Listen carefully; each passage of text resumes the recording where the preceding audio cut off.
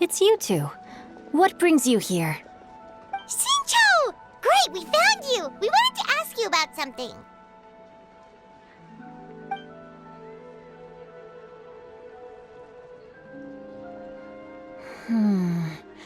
That's not a whole lot of information to go off of. I don't know if I can say for sure. I can't pinpoint her identity from your description alone, but considering her age, I am reminded of a nameless heroine who's been featured in various chivalric novels. Nameless heroine? That's right. The novels often speak of a great drought from 50 years ago. As the people suffered, a nameless heroine appeared and began to clear away evil spirits and bandit camps. The people idolized her, but never learned her name. All they knew was that she always acted alone. Later, though, she supposedly fell in love with a similarly noble-minded exorcist from Mount Tianheng. They were well matched in more ways than one, often fighting together as a fearsome duo of otherworldly strength. After the drought ended, the heroine and the exorcist left the public eye and began living a reclusive life in the mountains. All that remained were tales of her incredible accomplishments. The way this nameless heroine faded from fame into obscurity later in life is not too dissimilar from Miss Yuendai. I hope that's somewhat helpful. Thanks a lot, Shincho. We knew it'd be worth talking to you. It's nothing at all. Just something I came across while reading. I did do a bit of extra research on her story, but it was just out of personal curiosity. Well, Paimon still thinks that's super cool. Oh, wait, Shincho, if you've read up on her, do you know of any places often associated with her? Let me think. In the novels, the nameless heroine always appeared near one of 3 places.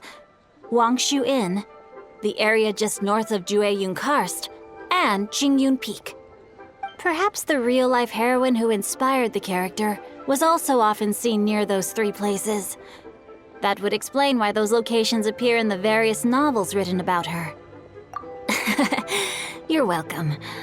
To be honest, I found some parts of the story confusing when I first came across it.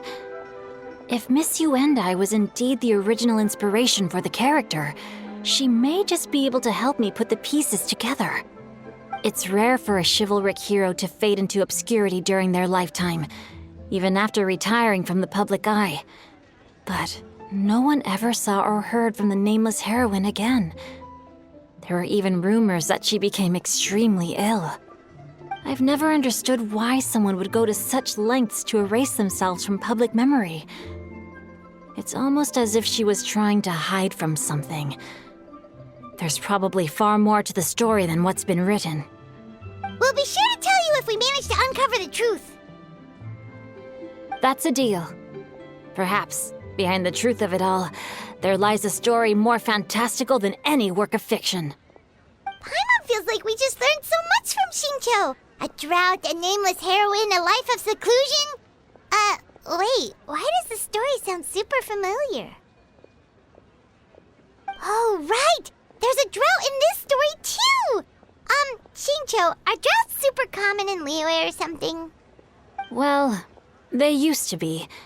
But people have long since developed methods to prevent them, like by cultivating the soil or digging canals.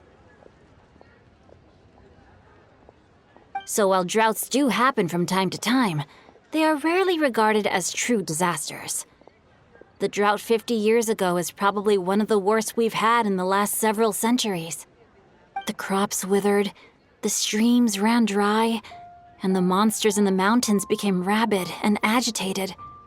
Countless caravans were attacked, and people who lost their homes came together to form bandit groups.